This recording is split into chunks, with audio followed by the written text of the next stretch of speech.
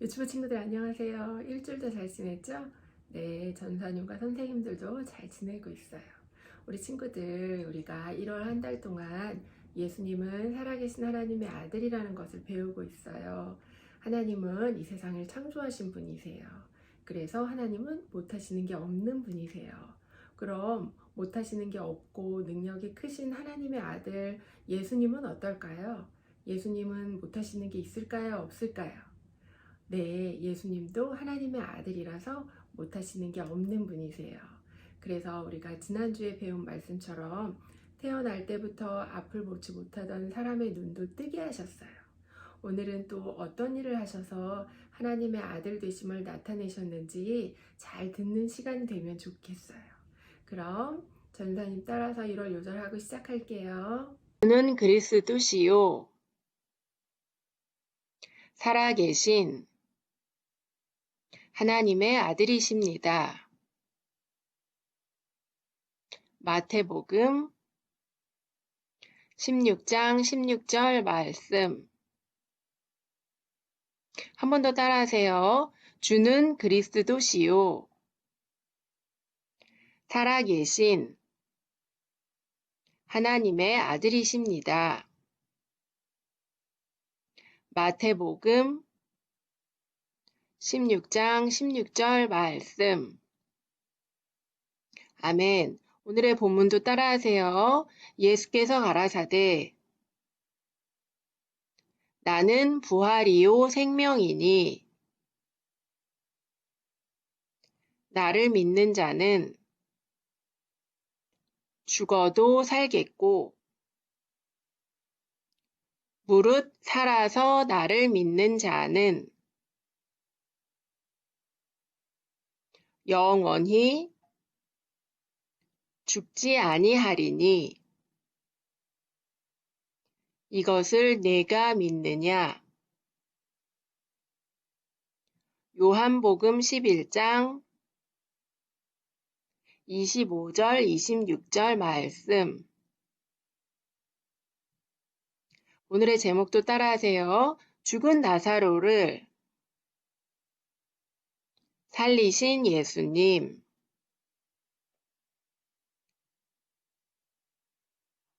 베단이라는 마을에 나사로라는 사람이 살고 있었어요. 나사로한테는 마르다와 마리아라고 하는 여동생 둘이 있었어요. 나사로와 마르다, 마리아는 예수님이 하나님의 아들이심을 믿고 예수님을 사랑한 사람들이었어요. 예수님도 특별히 나사로와 마르다, 마리아를 사랑하셨어요.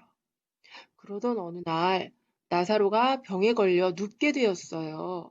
그래서 마르다와 마리아는 오빠 나사로가 병에 걸려 많이 아파하는 것을 보며 얼른 예수님께 사람을 보냈어요.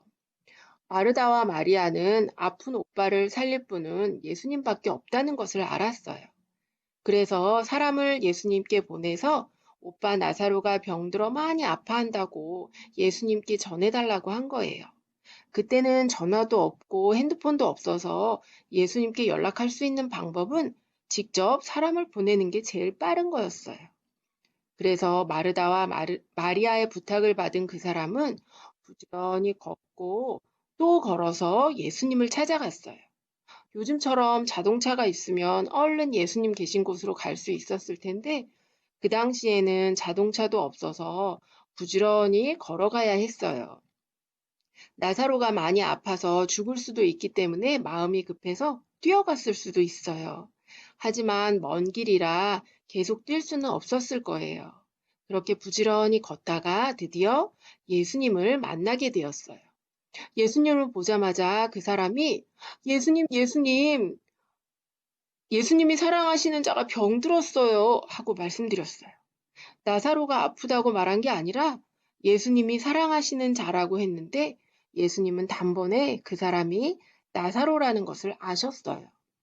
예수님은 그 사람과 제자들에게 이 병은 죽을 병이 아니라 하나님의 영광을 위함이고 내가 하나님의 아들인 것을 나타내게 하려는 것이니라 이렇게 말씀하셨어요. 우리 친구들 지난주에 태어날 때부터 앞 못 보던 사람이 왜 그렇게 태어났다고 했는지 기억하나요? 제자들이 태어날 때부터 앞을 못 본 사람이 자신의 죄 때문인지 부모의 죄 때문인지 예수님께 질문했을 때 예수님께서는 하나님의 영광을 위해 그렇게 태어난 거라고 하셨잖아요. 그것처럼 오늘 나사로가 병든 것도 하나님의 영광을 나타내려고 아픈 거라고 하신 거예요. 그 말씀을 하시고 바로 나사로를 고쳐주러 가신 게 아니라 계시던 곳에서 2일을 더 계셨어요. 2일 후에 제자들에게 나사로가 있는 유대로 다시 가자고 하셨어요. 제자들은 이해할 수 없었어요. 왜냐하면 얼마 전에 그곳에서 돌에 맞을 뻔 하셨는데 또 다시 유대로 가자고 하시는 거였어요. 유대에 사는 사람들은 하나님의 율법을 잘 지키는 사람들이었고 모세가 하나님께 받은 십계명을 아주 중요하게 생각하는 사람들이었는데 예수님 자신이 하나님의 아들이라고 말하니까 예수님이 미웠던 거예요. 자신들이 믿는 지극히 높고 위대하신 하나님, 그 하나님의 아들이 자신이라고 말하니까 말도 안 된다고 생각했던 유대인들은 어떻게 하면 예수님을 죽일까 생각 중이었어요. 하지만 많은 사람들이 예수님을 믿고 따라다녀서 예수님을 잡아 죽이면 사람들이 가만히 있지 않을 것 같아서 예수님을 죽일 기회를 엿보고 있었던 거예요. 그런 곳으로 예수님이 다시 가신다고 하니 제자들은 예수님을 이해할 수 없었어요. 그런 제자들에게 예수님은 사람이 낮에 다니면 빛이 있어서 넘어지지 않지만 밤에 다니면 빛이 그 사람 안에 없어서 넘어진다고 하셨어요. 이 말씀의 뜻은 예수님이 이 세상에 있을 동안에는 해가 비치는 환한 낮이고 밤은 빛이 없이 깜깜하기 때문에 예수님이 안 계신 것을 밤에 비유하면서 그 사람 안에 빛이 없기 때문에 넘어진다는 말씀을 하셨어요. 쉽게 말해 예수님은 언제 어떻게 자신이 죽을지 그 모든 것을 아시고 아직은 하나님의 때가 아니라서 죽지 않는다는 것을 아셨어요. 그래서 제자들이 유대로 가면 예수님이 잡혀 죽임당할지도 모른다고 했을 때 아직 낮이라고 말씀하신 거예요. 또 예수님은 제자들에게 우리의 친구 나사로가 잠들었다. 내가 깨우러 갈 것이다. 이렇게 말씀하셨어요. 예수님의 말을 들은 제자들은 예수님, 잠들었으면 병이 낫겠네요.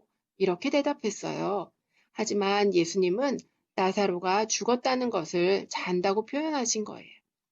제자들이 생각하기에 나사로가 잠이 들었다고 하니 한숨 자고 일어나면 병이 나을 거라고 생각을 한 거예요. 우리 친구들도 열나고 아파 본 적 있죠? 머리가 뜨겁고 막 열이 날 때 너무 아파서 그때는 잠도 잘 수 없어요. 그러다가 약을 먹고 열이 내리면 잠이 들게 되어 다 낫게 되는 거예요. 제자들도 나사로가 잠이 들었다고 하니 아프게 다 나아서 건강해졌구나 생각을 했어요.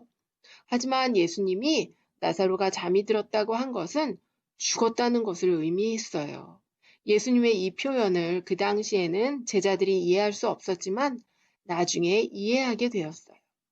요즘도 예수님을 믿는 사람들이 죽으면 잠이 들었다고 표현하기도 해요. 그 의미는 사람의 몸은 죽었지만 예수님이 다시 오실 때 죽은 사람이 다시 살아난다는 것을 믿기 때문에 크리스천들은 죽은 것을 예수님 표현대로 잔다고 표현하기도 하는 거예요.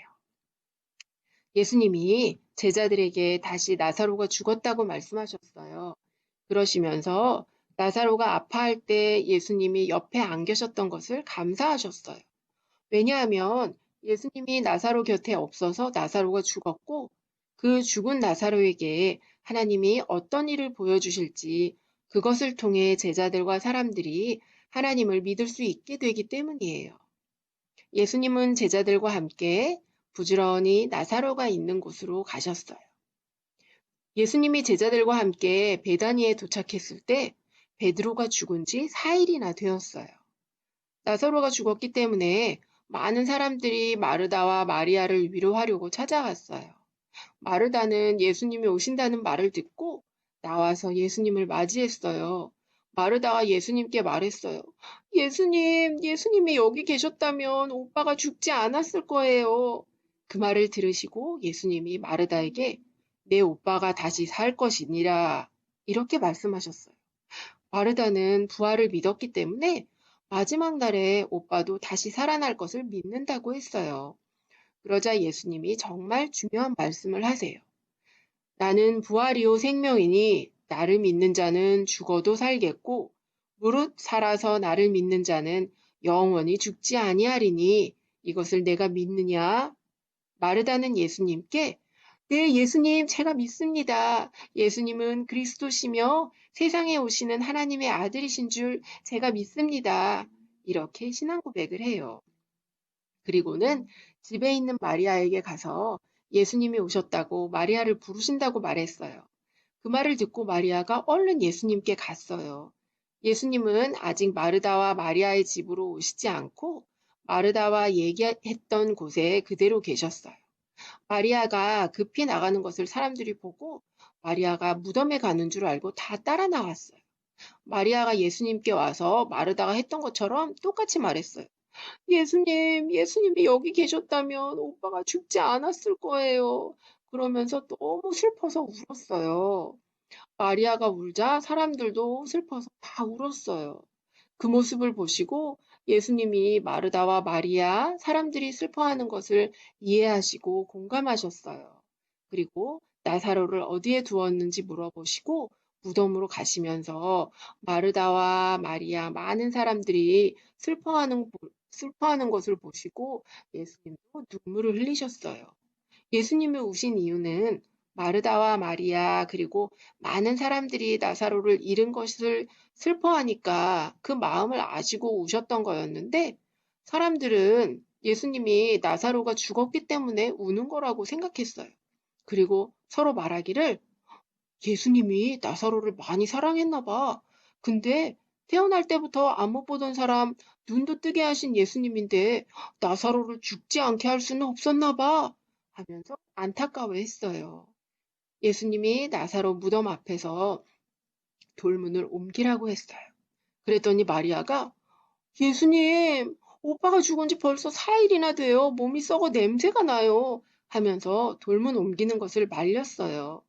예수님이 마르다에게 부활이신 예수님을 믿으면 하나님의 영광을 보게 되리라고 하지 않았느냐 하시며 돌문을 옮기라고 하셨어요. 돌문을 열자 예수님이 거기 모인 모든 사람들이 다 들을 수 있도록 하늘을 향해 기도를 하셨어요. 아버지여, 내 말을 들으신 것을 감사하나이다. 항상 내 말을 들으시는 줄을 내가 알았나이다. 그러나 이 말씀을 하옵는 것은 둘러선 무리를 위함이니 곧 아버지께서 나를 보내신 것을 저희로 믿게 하려 함이니이다. 이렇게 기도하시고 큰 소리로 나사로야, 나오너라! 하고 부르셨어요. 예수님이 부르시는 소리를 듣고 죽은 나사로가 나왔을까요? 분명히 죽은 지 사흘이나 되어 썩은 냄새가 났는데 말이에요. 마르다와 마리아, 그리고 거기 모인 모든 사람들이 숨죽이면서 무덤에서 나사로가 나오는지 안 나오는지 지켜봤을 거예요. 잠시 후에 정말 붕대로 감은 채로 나사로가 나왔어요. 예수님이 풀어놓아 다니게 하라고 하시니 죽었던 나사로가 살아서 움직이게 되었어요. 그 모습을 본 많은 사람들이 예수님이 하나님의 아들이신 것을 믿게 되었어요.